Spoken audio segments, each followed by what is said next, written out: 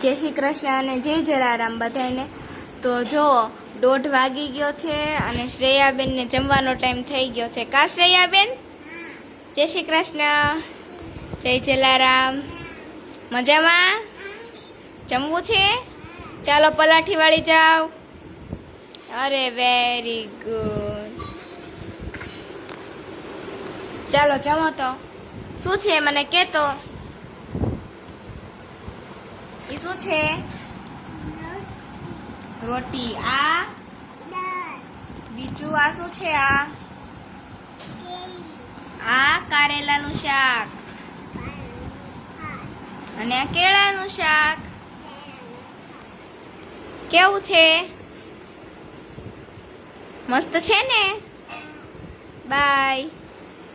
Jay Shri Krishna, Jay Jalaram.